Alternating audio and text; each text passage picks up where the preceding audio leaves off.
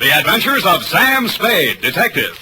Brought to you by Wild Root Cream Oil Hair Tonic, the non-alcoholic hair tonic that contains lanolin. Wild Root Cream Oil, again and again, the choice of men who put good grooming first.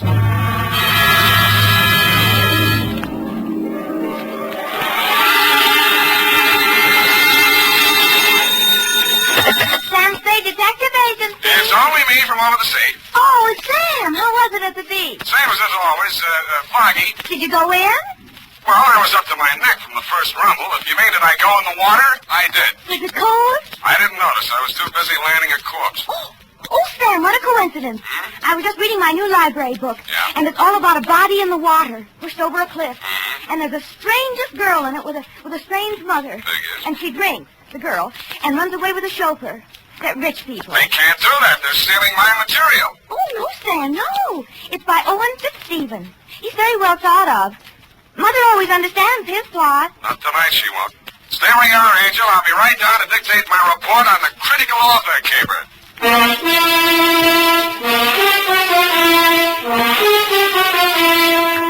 Dashiell Hammett, America's leading detective fiction writer and creator of Sam Spade, the hard-boiled private eye, and William Spear, radio's outstanding producer-director of mystery and crime drama, join their talents to make your hair stand on end with the adventures of Sam Spade. Presented by the makers of Wild Root Cream Oil for the hair. You know as well as I do, fellas, your hair is one of the first things any gal notices. So it's really important to keep your hair spruced up right all the time. The answer? Why, of course, Wild Root Cream Oil Hair Tonic. Wild Root Cream Oil grooms your hair neatly and naturally, relieves dryness, and removes loose, ugly dandruff. I have a hunch, fellas, she'll help herself to another look if you're using Wild Root. Get Wild Root Cream Oil Hair Tonic in bottles or the handy new tube. It's again and again the choice of men who put good grooming first. Later in this program, we'll have an important announcement. Listen for it. And now, with Howard Duff starring as Spade, Wild Root brings to the air the greatest private detective of them all in the adventures of Sam Spade.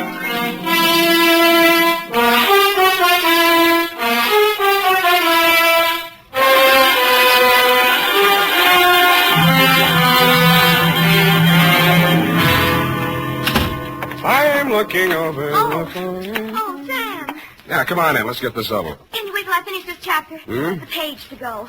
The detective had just found this girl in the sorted rooming house. Mm-hmm. He had this fight with her boyfriend and boinged him. Boinged him? And now butter wouldn't melt in her mouth. But I don't trust her. What's the name of the book? Morgue Fruit. Morgue Fruit. His last was The Spindly Stiff. That was about this neurotic nurse who was in love with her employer. Effie, how long have you been reading this kind of trash? What's not trash, Sam? Well, he really makes his characters live. And I love his detective. He's real hard-boiled like in Dashiell Hammett. Dashiell Hammett? Mark your place and come in. All right, Sam. There. Ready? Yes, Sam. Oh, I can hardly wait. That's the way I like you, eager. To finish the chapter, I mean. Please. I wonder what she's up to. She's guilty, of course. Of course, but what of? You can read it when I'm finished. Oh, my goodness, we've got a report to get out, and here we are chattering about books.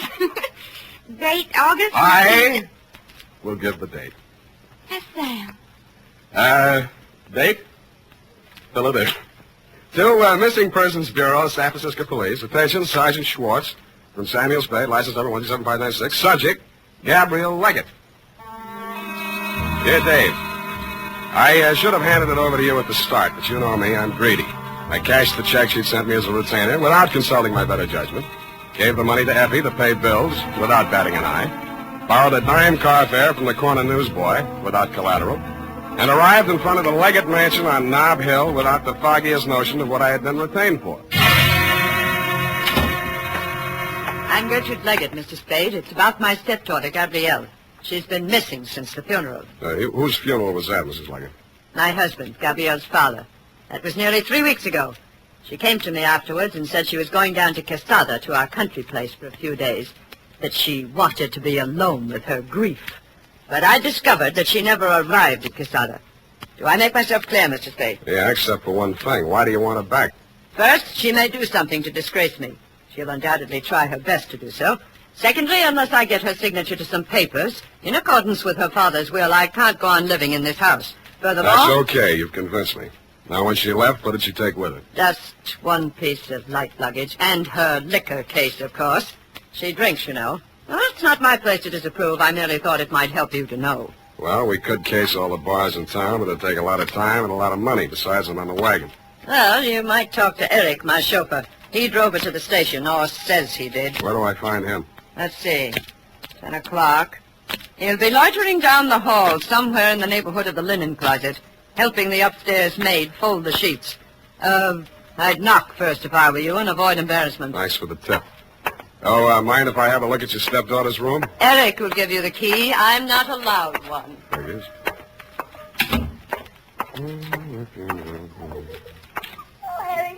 Oh, baby.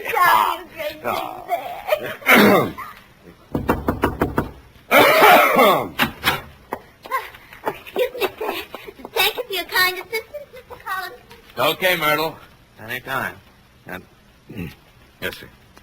You Eric? Collinson, what can I do for you? I'd like the key to Miss Gabrielle's room. You the law? Why? You expecting some? The old lady's been threatening to yell cop. She decided to whisper instead. Oh, private dick. You catch on fast, lover boy. Okay, I'll let you in her room. Come on. Mrs. Leggett says you drove Gabrielle to the station. She says that, does she? Isn't that what you told her? I'm not telling you what I told anyone. Search yourself. After you. Mm-mm. What's eating you? Nothing at all. Just want some privacy. Oh, now, wait a minute. I'm responsible. Go help Myrtle. Give me those keys. Oh, listen, you keep... Hi, let me in. Don't have your lights. Her room was, shall we say, untidy. The mirrored dressing table was chipped around the edges, and ranged helter-skelter across it between two polo pony bookends was a mess of books. 3 odd volumes of a Harvard 5-foot shelf, a horse breeder's gazette, and a bunch of detective novels. I picked one up and opened it to the title page. It was called Morgue Fruit, and it was by Owen Fitzstephen, author of The Corpulent Cadaver, The Spindly Stiff, and The Kiss-Off. It was autographed to the author's great and good friend, the late Edgar Leggett. The signature looked familiar, but it didn't look like a lead. Neither did anything else in the room. I started to unlock the door with the key on the ring I grabbed away from Eric, and the light caught the smooth side of a Christopher medal. It was engraved for Eric, forever, Gabby. When Forever Eric went off duty that night, he went across town. The trail ended at a crummy, broken-down rooming house out in the Fillmore. He let himself in with a key and climbed the stairs.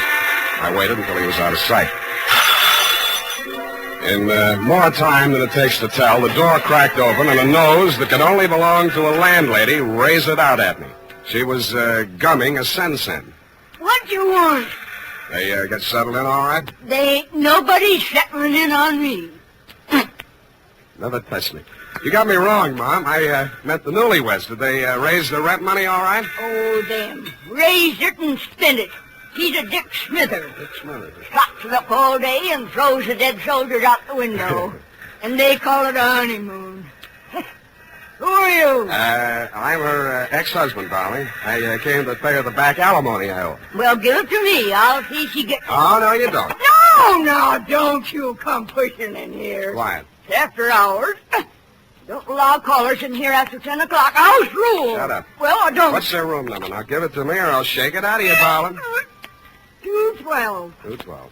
And if it weren't for these new uppers, I'd let you try it. Oh, is that what those are? Thank you, Grand Duchess Marie. Smart Alec.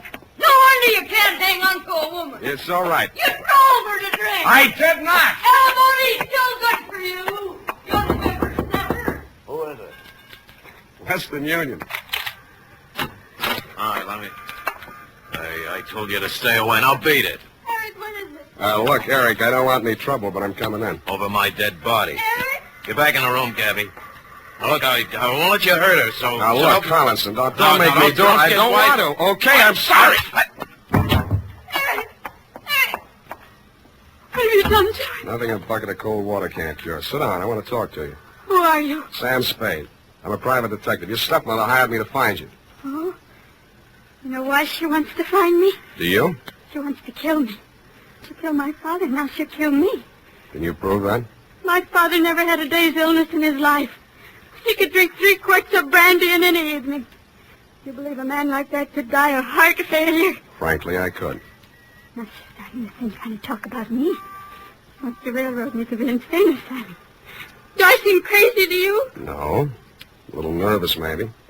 This idea you have about your father's death. Talk some more, will you? All right.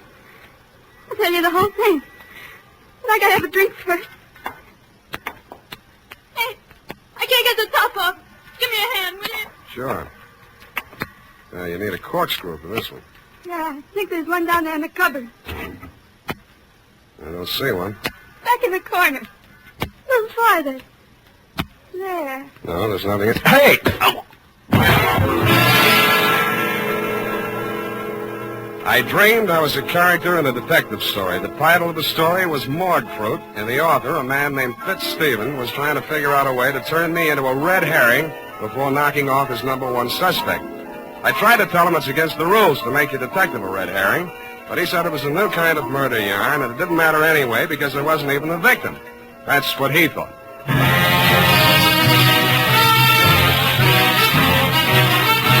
The makers of Wild Root Cream Oil are presenting the weekly Sunday adventure of Dashiell Hammett's famous private detective, Sam Spade.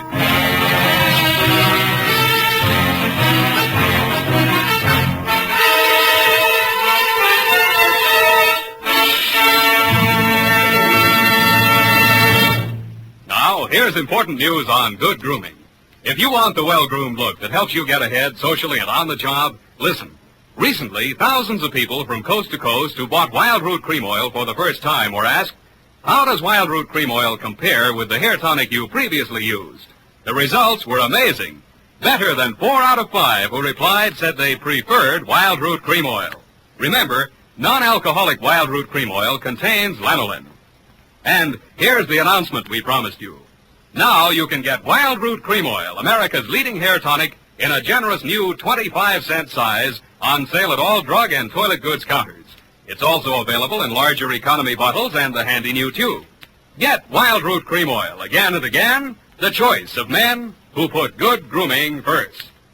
By the way, smart girls use Wild Root Cream Oil too, and mothers say it's grand for training children's hair.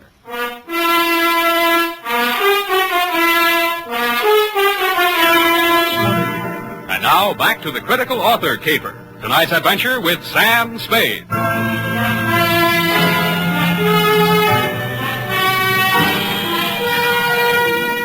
When I came to, it had came the dawn, and I was still a character in a detective story, and I felt more like a red herring than I had in my dream. I had dragged myself across my own trail and wound up no place. My quarry had fled, leaving nothing behind but empty bottles with fingerprints on them. I lifted the few and hustled over to the Bureau of Identification. Half an hour later, I got the report. They were mine, all mine. I wondered what a detective novelist would make of that. I decided to find out. I had met Owen Fitzstephen several years back in Seattle when I was digging dirt on a chain of fake mediums. He was plowing the same field for literary material, and we pooled forces. I got more out of the combination than he did, since he knew the spook racket inside out. I cleaned up my job in a couple of weeks, and we parted friends. His San Francisco apartment was on the 6th floor of the St. Mark. He was standing at its door, holding out a lean hand to greet me when I got there. Well, you're looking fit, Sam. Little red in the face. Yes, the red herring I ate last night. How's the literary grip go? You haven't been reading me? No, where'd you get that funny idea? Oh, there was something in your tone, as in the voice of one who has bought an author for a couple of dollars. I suppose you're still hounding the unfortunate evildoer? Yeah, that's how I happened to look you up. You autographed a book for Edgar Leggett. Oh, yes, Morgue Fruit. Distressingly prophetic. What do you know about that family?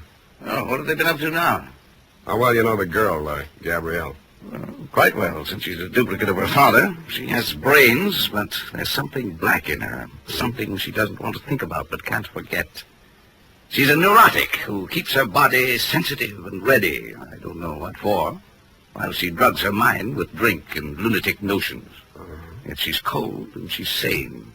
If I had something I wanted to forget, I'd anesthetize my mind directly, leave my body stay strong and ready. I hope you don't think any of this stuff means anything to me. Oh, yes, I remember you now. You were always like that. Tell me what's up while I try to find one-syllable words for you. You know the fellow that drives for him? Eric? Mm-hmm.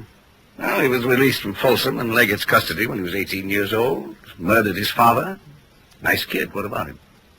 Mrs. Leggett hired me to find Gabrielle. I found her with Eric in a rooming house out in the Fillmore.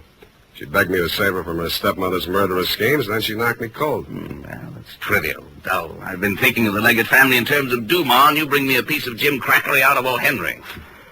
If I were writing this, Gabrielle would kill her stepmother, or dupe Eric into doing it for her. Or, no, that won't do. Not sufficient motive. Murder has to have a motive, you know. Why? She's insane, isn't she? I wonder.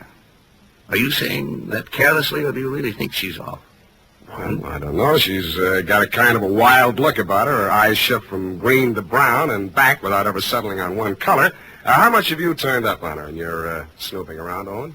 Are you who make your living snooping, sneering at my curiosity about people and my attempts to satisfy it? No, we're different, Owen. I do mine with the object of putting people in jail, and I get paid for it, though not as much as I should. But I do mine with the object of putting people in books, and I get paid for it, though not as much as I should. Yeah, but what good does that do? Well, what good does putting them in jail do? Well, relieves congestion. You put enough people in jail, and cities wouldn't have any traffic problems, n'est-ce pas? Well, then all you have to do is to wait till one of them kills the other and put the survivor in jail. It's simple. Yeah, but who's going to kill who?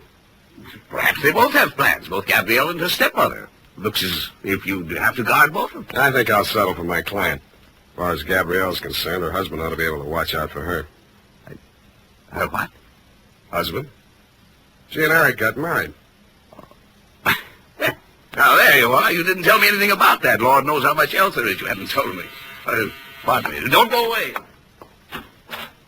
Telegram, sign here. Thank you. There you are. Thank you, sir. Now, I wonder what... Good Lord, this is positively corny. Listen to this, Spade. I appeal to you as a friend of my dead husband. Come immediately, Sunset Hotel, Quesada. Trouble, danger. Do not communicate. Gabrielle must not know. Signed, Gertrude Leggett. Spade. Yeah? Did you have this wire sent to me as a prank? I was just going to ask you if you sent it to yourself as a prank. I have it. Hmm? The key to the whole thing. It's a red herring.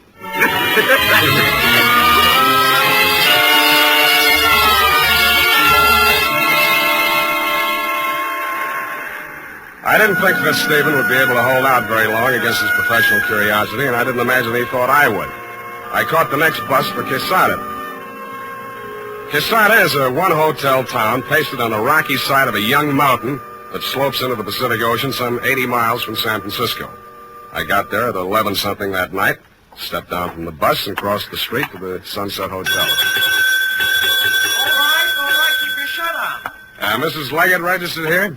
What's your name? Owen Fitzstephen. Oh, she left a message for you. Said for you to wait right here and don't leave till she gets back. Yeah, she say where she was going? Oh, it's probably over visiting with her daughter and new son-in-law, over to the cove. How do you get there? Well, you'll never be able to find it at night unless you went all the way around by the East Road. Not then, I'm sure, unless you knew the country. Well, how do you get there in the daytime? Well, you go down this street. You take the fork on the ocean side and follow that up along the cliff. It's easily enough found in the daytime, but you never in the world. You Okay, heard you the first time.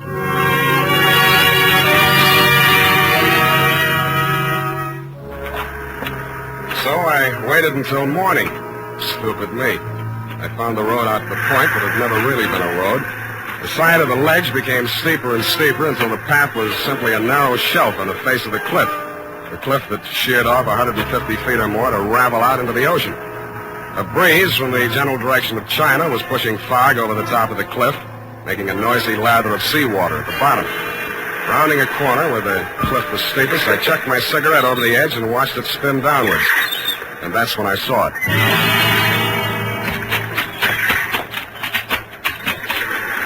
I had to go waist deep into the Pacific to lift the body. I got my hands under the armpits, found solid ground for my feet, and dragged it up beyond the high tide mark. It was Gertrude Leggett. Somebody came staggering down the beach to meet us. She dead? Yeah, Gabrielle, she's dead. Oh, the witch is dead. Hey, take me back to town, will you? Buy me a drink, huh? Sit down there. Sit down. What's the big idea? Don't you know I'm sick? Somehow I don't think you're that sick. I think you could make some sense. Sense? That's a laugh. You don't know me. I've never been able to think clearly the way other people do. No matter what I try to think about, there's a fog that tries to get between me and it. You understand how horrible I can become going through life like Nuts. that? Nobody thinks clearly, no matter what they pretend. Thinking's a dizzy business. A matter of catching as many of those foggy glimpses as you can and fitting them together the best you can. Trouble with you is you've been enjoying your misery. You've been so busy trying to prove that you're nuts, it's a wonder you haven't really driven yourself nuts. How do you know I haven't? Because you're too anxious to admit it. All right, I'm saying if you want it that way. I'm just evil. There's something black inside me. What was that again? Something black. Everybody knows that about my family. My father, too. Who told you that? I always knew it. They say my real mother killed herself. But I know better. I know how to open the drawer where she keeps the gun. Every day Gertrude lies on Mother's bed, and we play Killing the Witch. Yeah. And she comes in the night and bends over my crib. And she's changed herself so she looks like Mother instead of the witch. But I know better, and I hold up the gun with both hands. It's very hard to pull with both hands. It's very hard to pull the trigger. But I must do it or the witch will eat me up. And then there's a big noise and red all over. And I can't get out. I can't get out.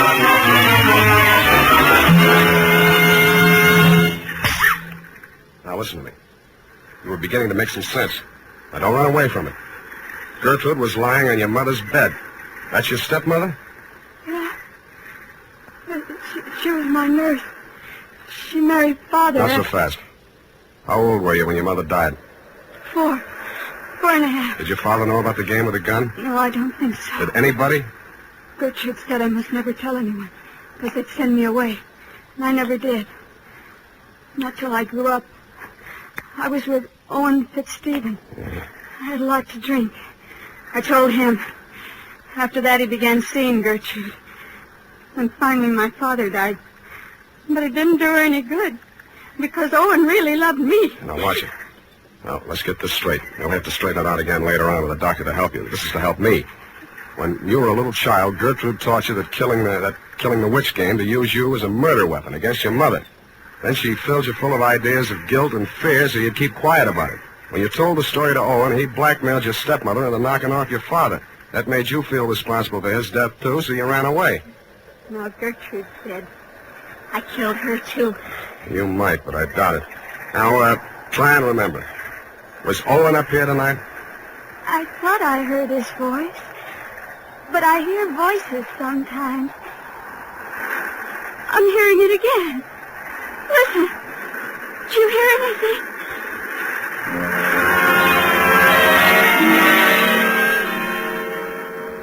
I didn't hear anything but the wind and the beat of the surf at first. But when I did hear the voice, I sent Gabby for a doctor before I investigated.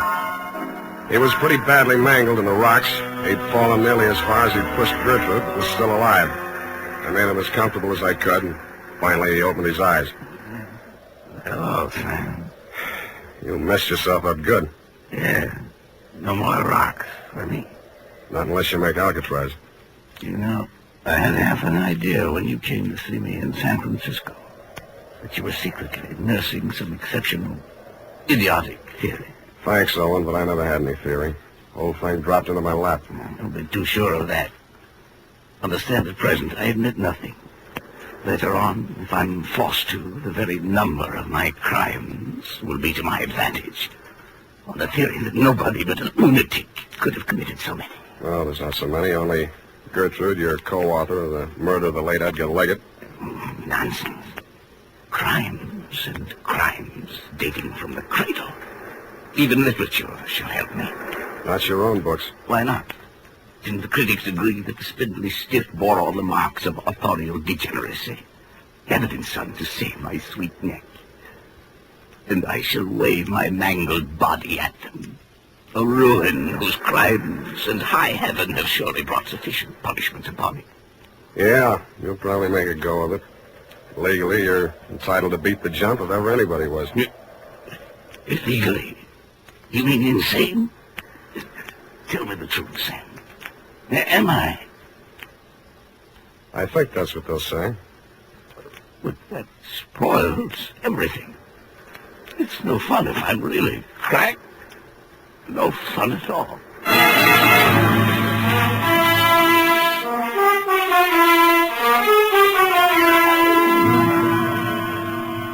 Period and a report. Well, it just goes to show, doesn't it? Now, there you go again, Effie. I mean, if anything like that happened in real life, you wouldn't believe it. You mean if anything like that happened in fiction? Oh, no, the author's never the guilty party. Well, this author was. But that's not fair. The author's never supposed to be guilty of You're anything. right. You're right, Effie. He shouldn't be even a suspect. Maybe a red herring, but... Type that up, Effie. Oh, all right, Sam. Anything else, Sam? Yeah, phone the drugstore and order some red herring. I mean, some aspirin.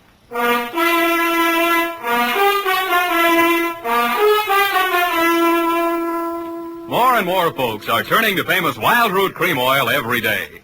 Wild Root Cream Oil gives you all you ever dreamed of in a hair tonic. It grooms your hair neatly and naturally the way you like it, the way other people like it. What's more, Wild Root Cream Oil relieves dryness and removes loose, ugly dandruff. So join the millions with handsome hair. Tonight, or first thing tomorrow, ask at your drug or toilet goods counter for Wild Root Cream Oil. Also, ask your barber for a professional application. If you've never tried it before, get the generous new 25-cent bottle just introduced. It's Wild Root Cream Oil's Get Acquainted size, and once you've made the acquaintance of Wild Root Cream Oil, you'll find you've made a lifelong friend. Come on in, Twinkletoes. Well, here it is, Sam. And I like it even better than morgue fruit. You did. I mean, it's not so realistic. I like a romantic type story myself. You Lots do. of atmosphere and psychology in those. Oh, you've got to have those. You really should be a writer, Sam. You think so? Of course, detective stories don't pay much. Oh, that's but if true. you write enough of them, and look at all the material you've got. No good. Never do for fiction. But, Sam, there's already that radio series, The Adventures of You-Know-Who, Sunday night. That's what I mean. I don't make a penny out of it. Well, it's your own fault. Sam, I don't want to seem critical, but if you played your cards right, you could have owned a piece of that show. What? And follow Blondie? Go home, Effie. I think I will, Sam, and just curl up with a good book. All right. I wonder who killed who. Well, when you find out, don't let me know. Oh, you know you can't wait. No, I can't. Good night, Sam. Good night, sweetheart.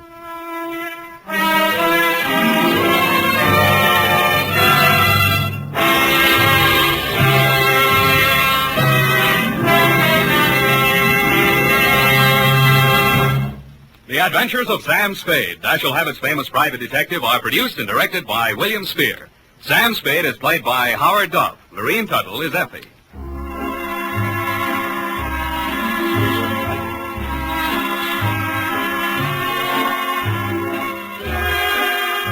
The Adventures of Sam Spade are written for radio by Bob Tallman and Gil Dowd. Musical direction is by Lud Gluskin, with score composed by Renee Garrigan. Join us again next Sunday when author Dashiell Hammett and producer William Spear join forces for another adventure with Sam Spade, brought to you by Wild Root Cream Oil. Again and again, the choice of men who put good grooming first. This is Dick Joy reminding you to get Wild Root Cream Oil, Charlie. It keeps your hair in trim. You see, it's non-alcoholic, Charlie. It's made with soothing lanolin. You better get Wild Root Cream Oil, Charlie. Start using it today. You'll find that you will have a tough time, Charlie. Keeping all the gals away. Hiya, Baldy. Get Wild Root right away. This is CBS, the Columbia Broadcasting System.